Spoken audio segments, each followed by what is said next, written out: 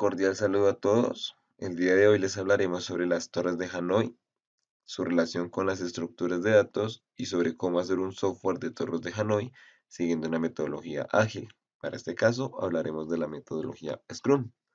Nosotros somos Manuel Muñoz, quien hará su participación en diapositivas posteriores y quien les habla, Ever Casas. Durante este video y esta exposición hablaremos sobre la relación que hay entre las torres de Hanoi y un concepto clave en la estructura de datos como son las pilas. Hablaremos de la relación que hay entre apilar y desapilar con el conocido juego Torres de Hanoi. Para empezar, definamos qué son las torres de Hanoi. Las torres de Hanoi son un juego matemático que tiene tres varillas, por llamarlas así, A, B y C, o también llamadas origen, auxiliar y destino. La finalidad del juego es llevar n discos que se encuentran en la torre A hasta la torre C. ¿Cómo vamos a llevar estos discos? Se tienen que seguir una serie de reglas. La primera regla es solo mover un disco a la vez. Y la siguiente regla es nunca poner un disco de mayor tamaño sobre uno de menor tamaño. Acá tenemos un ejemplo para solucionar el juego con tres discos. Como vemos, están los tres discos en la torre A y al final se llevan a la torre C. Como vemos, en cada proceso siempre se mueve un disco a la vez y nunca se pone un disco de mayor tamaño sobre uno de menor. Así es que se realiza el juego. ¿Cuál es la relación de las torres de Hanoi con las estructuras de datos?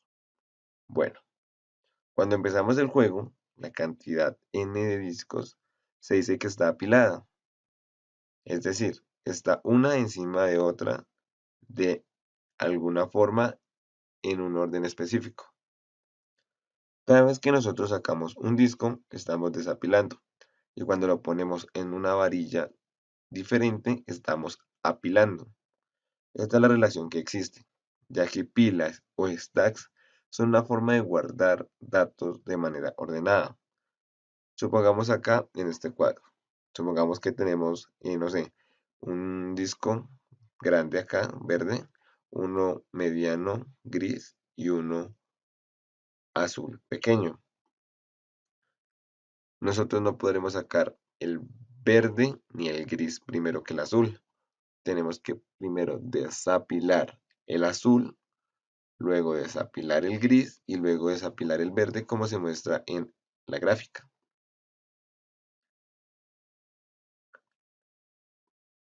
En este video tenemos un caso estudio.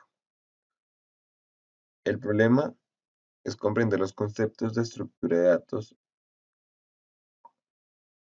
hablando tal vez y únicamente el concepto de pilas. ¿En dónde se ve este problema? Nos referimos tal vez a universidades, a carreras que ven estructura de datos, ingeniería de software, ingeniería industrial, etc.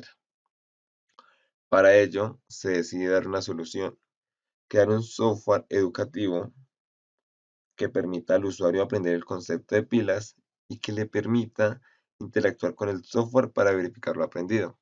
Es decir, el usuario va a tener una parte donde él va a aprender el concepto de pilas, guiándose con ejemplos de torres de Hanoi, y va a tener una parte donde va a poder jugar con dichas torres y verificar lo aprendido.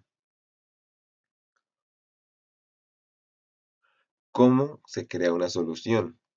Para crear una solución, nosotros decidimos hacer lo que se conoce como ingeniería de requerimientos, que es un proceso en el que se identifican las necesidades exactas de lo que el usuario espera del software. Para ello, se han realizado una serie de requerimientos funcionales y no funcionales. Estas son la lista de requerimientos funcionales que hicimos para que el usuario pueda interactuar con el software y aprender de manera adecuada el concepto de pilas. Entonces, vamos a decir que la aplicación debe tener dos secciones, la de aprendizaje y la de juego libre, como mencioné anteriormente. Se van a registrar los nombres y los puntajes.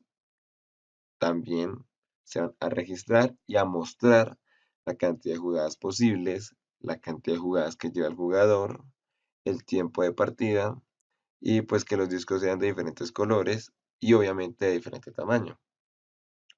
Los requerimientos no funcionales que definimos son mostrar las estadísticas del juego en menos de 4 segundos, terminar el juego libre si supera la hora, o sea, dar por terminado si el usuario no puede completar el juego en una hora, no ocupar más de 400 megas en disco, ni más de 500 en memoria RAM.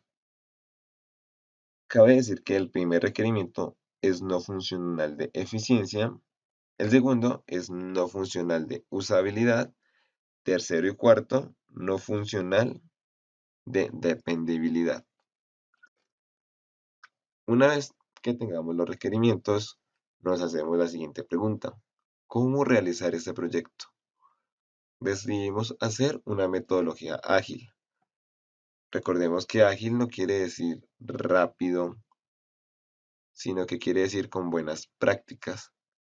Por ello decidimos hacer la metodología Scrum. La metodología Scrum tiene diferentes roles. Está el dueño del producto, el Scrum Master y el equipo desarrollador, de los que hablaremos más adelante. Antes de hablar de los roles, tenemos que hablar del cliente, para quién está desarrollada la aplicación. Decimos que la aplicación se desarrolla para universitarios, como lo mencioné anteriormente, que están estudiando y ven una materia de estructura de datos donde se visualiza el concepto de pilas para que ellos lo entiendan de buena forma. En este ejemplo, vamos a suponer que la Universidad Manuela Beltrán nos contactó para realizar este software.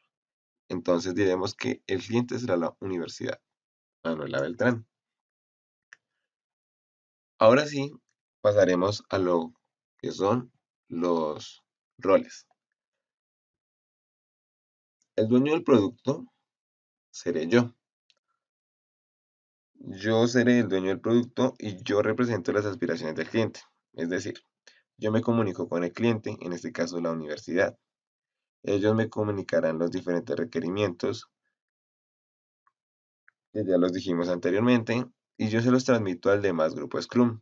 Dependiendo de lo hablado con el cliente, yo priorizo qué hacer en primer lugar.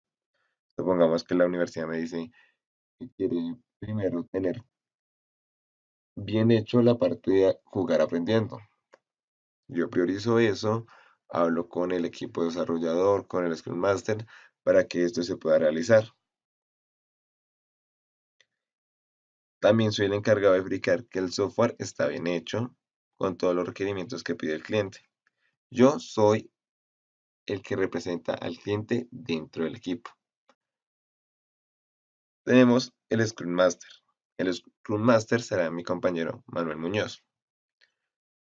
Él es encargado de hacer cumplir el proceso Scrum y verificar que yo como dueño del producto me estoy comunicando con el cliente, de que estamos realizando de forma correcta los Scrums, que se hacen los sprints, que se realizan de forma correcta los sprints diarios, de que estamos avanzando, etcétera. La función de un Scrum Master también es ser moderador en las reuniones, hablar sobre lo que llevamos del software, lo que nos hace falta. Él tendrá la responsabilidad de llevar a cabo los Scrum diarios. Manuel nos deberá decir qué tanto del software llevamos, si vamos bien, si vamos mal, sincronizar las actividades por las siguientes 24 horas. Por ejemplo, él dirá que yo haga la construcción lógica para poder finalizar el juego o para saber si el movimiento es erróneo, etcétera. Mientras el otro desarrollador que es él perfecciona la parte gráfica o etcétera. Pasamos al siguiente rol que es el equipo desarrollador, que somos nosotros dos. Nosotros dos desarrollamos el software. Nos dividiremos parte gráfica, lógica, digamos que uno hará que se dibujen los discos y el otro que se muevan, o uno programará el tiempo de partida y el otro hará el algoritmo para saber la cantidad de jugadas que lleva el jugador, etcétera. Todo el desarrollo del software lo hacemos nosotros. Nosotros como equipo desarrollador somos los encargados de entregar los incrementos al final de cada sprint. Ninguno de los dos somos líderes, los dos sabemos todo y estamos en la capacidad de ayudar al otro. Nosotros siempre tenemos que estar organizados y pensar juntos para poder sacar adelante cada entrega. Nosotros debemos tener una alta comunicación con los stakeholders, perdón, son muchos, para tener en mente posibles cambios que se realicen al software, etcétera.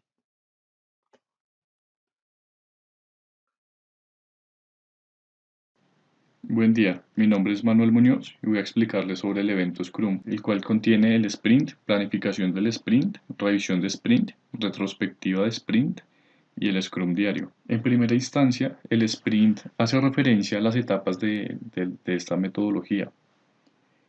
En nuestro proyecto de Torres de Hanoi, al no ser un proyecto muy extenso, más bien ser un proyecto corto, vamos a utilizar un, un lapso de 2 a 3 semanas para la finalización de cada sprint.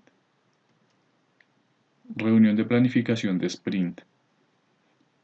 Scrum nos dice que las reuniones de este tipo deben demorarse más o menos 8 horas. En el caso de nuestro proyecto, como lo dije anteriormente, no es un proyecto muy extenso. Vamos a manejar 3 horas, ya que al ser dos personas, vamos a tener más viabilidad de resolver las dudas que se tienen, aclarar cosas y establecer los requisitos y prioridades del proyecto acordadas con el cliente y el dueño del producto. Además vamos a usar los backlog, que son las tareas a cumplir, que es un requisito primordial para la resolución total del proyecto, que puede ser terminado en cada sprint. Lo que se va a terminar en cada sprint es, es un listado de tareas correspondientes a este sprint, las cuales van a ser o las cuales están divididas en cada uno de los roles encontrados en la metodología o en el grupo Scrum. ¿Cómo se conseguirá completar el trabajo de cada sprint? El trabajo de cada sprint culmina cuando todo el backlog establecido para este sprint haya sido realizado y esté terminado totalmente. Además se debe cumplir con el tiempo estipulado en la reunión anterior a la elaboración del mismo. Revisión del sprint. El- Esta parte de la revisión del sprint se basa en el qué, o sea, en el qué se está construyendo.